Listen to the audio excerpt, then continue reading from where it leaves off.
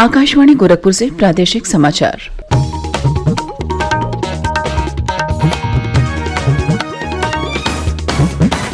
नमस्कार, समाचार बुलेटिन के साथ में शिवानी अरोरा। पहले मुख्य समाचार।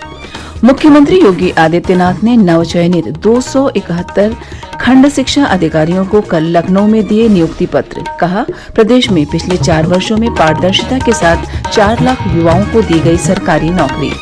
राष्ट्रपति रामनाथ कोविंद प्रदेश के दौरे के दूसरे दिन आज सोनभद्र के चपकी में वनवासी समागम कार्यक्रम में होंगे शामिल। मिर्जापुर पहुंचकर मां विंध्यवासिनी देवी का करेंगे दर्शन पूजन। प्रधानमंत्री नरेंद्र मोदी के साथ परीक्षा पे चर्चा कार्यक्रम में पंजीकरण का आज अंतिम दिन। और सिद्धार्थनगर जिले में कल से 3 दिवसीय कपिलवस्तु महोत्सव हुआ शुरू। अब समाचार विस्तार से। मुख्यमंत्री योगी आदित्यनाथ ने कल बेसिक शिक्षा परिषद में नवनियुक्त 271 खंड शिक्षा अधिकारियों को नियुक्ति पत्र वितरित किए। लखनऊ के लोक भवन में आयोजित इस कार्यक्रम को संबोधित करते हुए मुख्यमंत्री ने कहा कि पिछले 4 वर्षों के कार्यकाल में प्रदेश सरकार ने 4 लाख युवाओं को सरकारी नौकरी प्रदान की है। उन्होंने कहा कि राज्य के युवाओं को सरकारी पदों पर पारदर्शी तरीके से नियुक्ति देकर उनकी प्रतिभा और ऊर्जा का लाभ प्रदेश के विकास में किया जा रहा है। उन्होंने पूर्ववर्ती सरकारों पर आरोप लगाते हुए कहा कि पहले जाति, क्षेत्र और मजहब के आधार पर नियुक्तियां दी जाती थीं, लेकिन आज सभी चयन आयोगों के माध्यम से पारदर्शी तरीके से अभ्यर्थियों का चयन हो रहा है। उन्होंने नवचयनित खंड शिक्षा अधिकारियों को बधाई एवं शुभकामनाएं देते हुए आशा व्यक्त की कि बेसिक शिक्षा परिषद में आमूल चूल परिवर्तन लाने की दिशा में जो प्रयास शुरू हुए हैं, उनमें वे अपनी सहभागिता से अहम भूमिका निभाएंगे। राष्ट्रपति रामनाथ कोविंद आज सोनभद्र के चपकी में वनवासी समागम कार्यक्रम में शामिल होंगे और सेवाकुंज आश्रम में अखिल भारतीय वनवासी कल्याण आश्रम में सेवा समर्पण संस्थान के नवनिर्मित स्कूल और छात्रावास का लोकार्पण करेंगे। राष्ट्रपति आज ही मिर्जापुर जिले में मां विंध्यवासिनी देवी की पूजा अर्चना भी करेंगे। हमारे संवाददाता की एक रिपोर्ट। राष्ट्रपति रामनाथ कोविंद का चपकी के सेवाकुंज आश्रम से बहुत पुराना रिश्ता है और यह आश्रम लगभग 2 दशक से ज्यादा वक्त से इलाके के आदिवासियों की संस्कृति को संजोने और उनके सामाजिक विकास के लिए काम कर रहा है। राष्ट्रपति जिस वनवासी समागम में हिस्सा लेंगे उसमें हजारों आदिवासियों के शामिल होने की उम्मीद है। कार्यक्रम के संयोजक विमल सिंह ने आकाशवाणी को बताया कि राष्ट्रपति रामनाथ कोविंद यहां लगभग 2 घंटे आदिवासियों के बीच रहेंगे और उनकी संस्कृति की झलक देखने के साथ ही सेवाकुंज आश्रम के 2 छात्रावास और 1 भोजनालय का लोकार्पण भी करेंगे। सुशील चंद्र तिवारी, आकाशवाणी समाचार, रेणुकूट, सोनभद्र। इससे पूर्व राष्ट्रपति रामनाथ कोविंद प्रदेश के 3 दिवसीय अपने दौरे के पहले दिन कल दोपहर वाराणसी पहुंचे। वाराणसी पहुंचने के बाद राष्ट्रपति ने सपरिवार काशी विश्वनाथ मंदिर में पूजा अर्चना की। इसके बाद राष्ट्रपति दशाश्वमेध घाट पर विश्व प्रसिद्ध मां गंगा आरती में शामिल हुए। राष्ट्रपति के साथ राज्यपाल आनंदीबेन पटेल और मुख्यमंत्री योगी आदित्यनाथ भी मौजूद थे। कल सोमवार को राष्ट्रपति मीडिया हाउस जागरण फोरम द्वारा आयोजित गंगा पर्यावरण और भारतीय संस्कृति पर आयोजित एक कार्यक्रम के उद्घाटन सत्र समारोह में शामिल होंगे। प्रधानमंत्री नरेंद्र मोदी ने आयुर्वेद जगत को पूरा समर्थन देने का आश्वासन दिया है।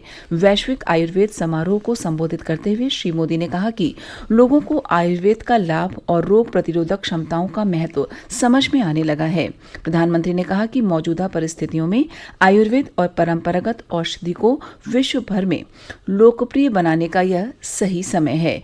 उन्होंने इस विषय पर वैश्विक सम्मेलन आयोजित करने का सुझाव दिया। प्रधानमंत्री ने बताया कि विश्व स्वास्थ्य संगठन ने भारत में वैश्विक परंपरागत औषधि केंद्र स्थापित करने की घोषणा की है और विभिन्न देशों के छात्र आयुर्वेद और परंपरागत औषधियों के अध्ययन के लिए भारत आ रहे हैं। प्रधानमंत्री ने कहा कि आयुष चिकित्सा पद्धति को बढ़ावा देने के लिए राष्ट्रीय आयुष मिशन आरंभ किया गया है। प्रादेशिक समाचार आप आकाशवाणी गोरखपुर से सुन रहे हैं। प्रधानमंत्री नरेंद्र मोदी के परीक्षा पे चर्चा कार्यक्रम के पंजीकरण की आज अंतिम तिथि है। इस वर्ष कार्यक्रम का 4था संस्करण होगा और इसे ऑनलाइन आयोजित किया जाएगा। परीक्षा पे चर्चा प्रधानमंत्री के नेतृत्व में एग्जाम वॉरियर अभियान का एक हिस्सा है, जो विद्यार्थियों के लिए तनाव मुक्त वातावरण का निर्माण करता है। इसमें हिस्सा लेने के लिए विद्यार्थी सरकारी वेबसाइट माईगोव पर innovativindia.mygov.in में पंजीकरण करा सकते हैं। हैं। कार्यक्रम की लोकप्रियता को देखते हुए इस बार प्रधानमंत्री श्री मोदी न केवल छात्रों से संवाद करेंगे बल्कि अभिभावकों और अध्यापकों से भी रूबरू होंगे। बलिया जिले के जननायक चंद्रशेखर विश्वविद्यालय का द्वितीय दीक्षांत समारोह कल कुलाधिपति व राज्यपाल आनंदीबेन पटेल की अध्यक्षता में विश्वविद्यालय प्रांगण में संपन्न हुआ। इसमें बतौर मुख्य अतिथि पूर्व प्रमुख लोकायुक्त न्यायमूर्ति शंभुनाथ श्रीवास्तव एवं विशिष्ट अतिथि उप मुख्यमंत्री डॉक्टर दिनेश शर्मा शामिल हुए। अपने अध्यक्षीय संबोधन में राज्यपाल श्रीमती पटेल ने कहा कि आज देश में संचार क्रांति के साथ साथ संस्कार क्रांति भी आवश्यक है। प्राचीन चिंतन परंपरा का समावेश कर शिक्षा देने का प्रयास होना चाहिए। उन्होंने कहा कि स्वर्ण पदक प्राप्त करने वालों में बेटियों की संख्या अधिक है। यह बेटी बचाओ बेटी पढ़ाओ की सार्थकता को सिद्ध करती है। विद्यार्थियों को तमाम सकारात्मक संदेश देते हुए उन्होंने कहा कि दीक्षांत शिक्षा का अंत नहीं है। सफलता की सीढ़ी कठिन परिश्रम से बनती है, इसलिए जीवन में लक्ष्य बनाकर काम करें। विश्वविद्यालय के कुलपति प्रोफेसर कल्पलता पांडे ने अतिथियों का स्वागत करने के बाद विश्वविद्यालय की उपलब्धियों के बारे में बताया। सूचना और प्रसारण मंत्री प्रकाश जावड़ेकर ने स्वतंत्रता की 75वीं वर्षगांठ से संबंधित आजादी का अमृत महोत्सव पर प्रदर्शनी का देश के 6 स्थानों में कल वर्चुअल माध्यम से उद्घाटन किया। यह 6 स्थान हैं जम्मू, इम्फाल, पटना, भुवनेश्वर, पुणे और बेंगलुरु। नई दिल्ली में प्रदर्शनी के उद्घाटन के बाद श्री जावड़ेकर ने कहा कि स्वतंत्रता सेनानियों के महान बलिदान के बाद देश को आजादी मिली थी। उन्होंने कहा कि इस प्रदर्शनी के माध्यम से लोग स्वाधीनता संग्राम के बारे में जानकारी हासिल कर सकेंगे।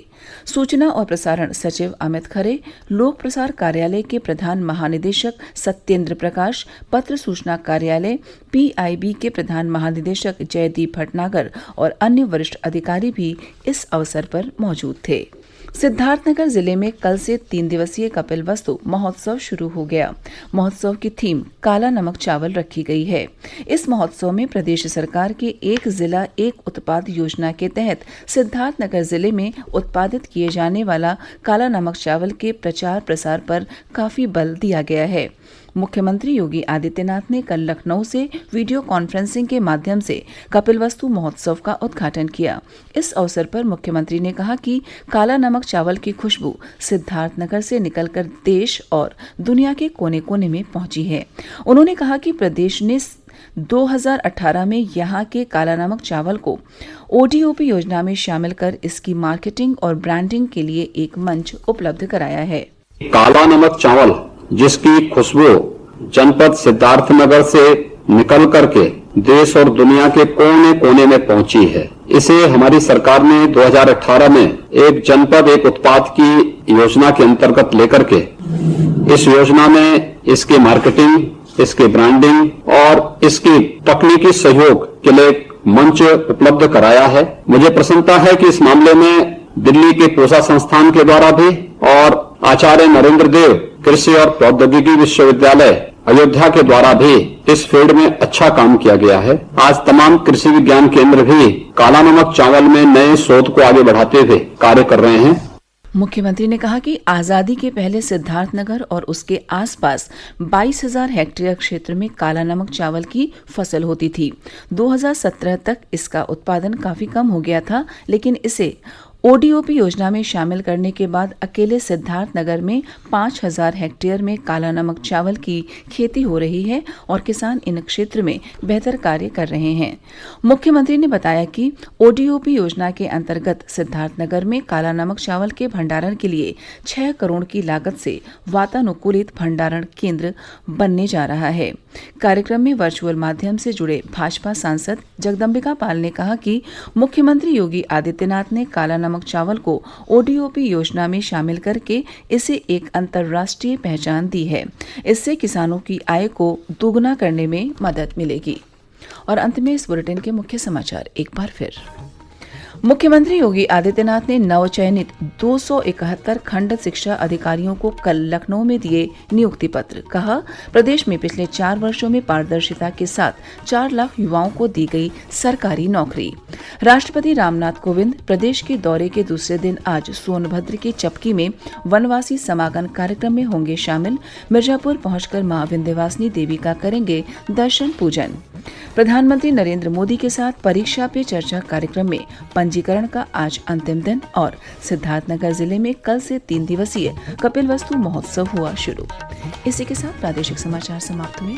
नमस्कार।